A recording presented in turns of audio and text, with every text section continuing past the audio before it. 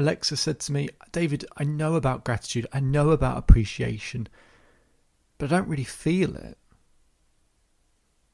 I know the things I should be grateful for, but why don't I feel grateful?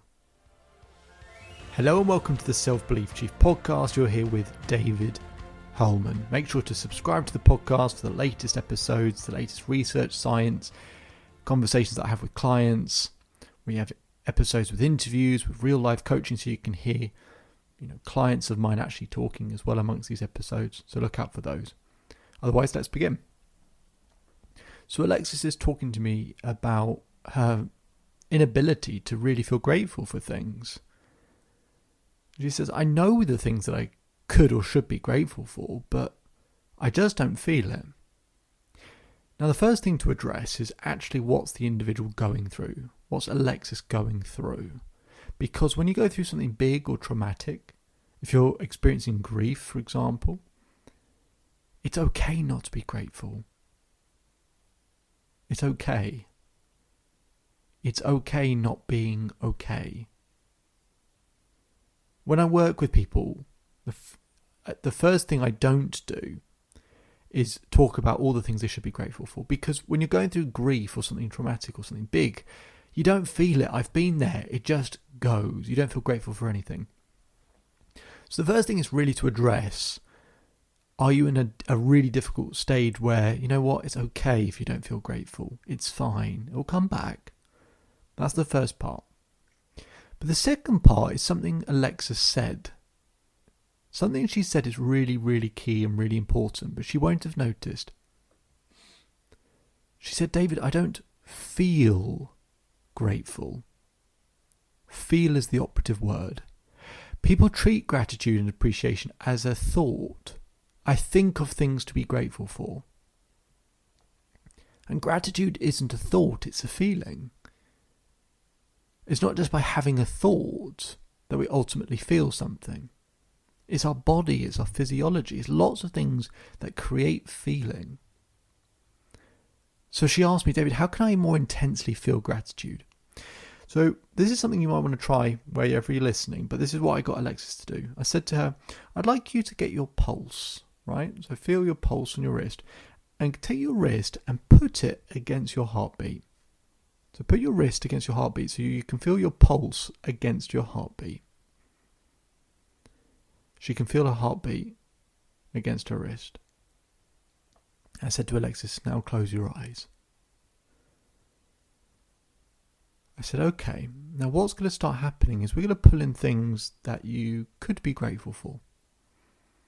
But I want you to keep your wrist on your heart. The reason I was getting her to keep her wrist on her heart is what they find when you think of being in a relaxed, comfortable state. So you imagine as a baby you were held potentially against your mother's chest. Part of the soothing comfort was actually feeling another heartbeat. Now your heart doesn't know that your pulse is you, right? It can easily think it's another human being with another heartbeat.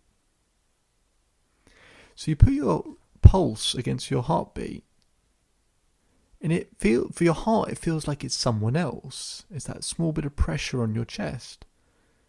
And what they find is, if you pull in things that you're grateful for, and you keep your wrist there, and you do that for 2 minutes, something amazing happens. So your ECG and ERG, so those jaggedy lines that you see on in a hospital, your sort of heart rate monitor and things like that, and your brain waves, they're those jaggedy lines. So they're really always sharp and pointed, and they're always sort of out of sync with each other. But if you keep your pulse on your heart, and you think of things you're grateful for, close your eyes, think of things you're grateful for. In 2 minutes, what happens is they find that both your brainwaves and your heart rate, so those jaggedy lines, they start to smooth out. And not only do they smooth out, they sync up. Now for me, gratitude is about deep synchronization. To really be able to feel something, your body has to feel in unison. It has to feel synchronized. And that's a way to do it. So you pull in things you're grateful for. So I get Alexis to do this. And I say, okay, think of a moment you're really proud of. And I want you to reach out with your left hand and I want you to pull that into your chest. Think of a moment you're really proud of. Okay. Think of another moment you're proud of. Pull that one in as well. Okay. Keep your wrist on your heart. I'd like you to think of someone in your life that really makes you smile. Pull them in. And really feel it. And now I'd like you to pull in someone that is always supportive, always caring, always considerate. Pull them in. I would like you to think of some places that you've travelled to, that you've had the privilege to see and visit. Pull those in. I'd like you to pull in a quality about yourself that you do like, that you really respect, you think is really good, that you really appreciate. Pull that in. And pull in another quality that you really appreciate about yourself as well. Now I want you to think of a playful moment. Any age, a playful moment from your life. Pull that in, something that you really enjoyed, really loved, really cared about. And then pull in another one. So with Alexis, I'm going through all these different categories. There are more categories I go through. But I get her in firstly a physiological state where she feels more, synchronized, more harmonious, a bit more relaxed. And then I get to pull in things that actually have emotion attached to them, right? So places they've been to, certain people, qualities that she likes about herself, and so on and so forth. Things that would actually have some emotional resonance, and to actually physically, with one hand, pull those things in or imitate pulling those things in.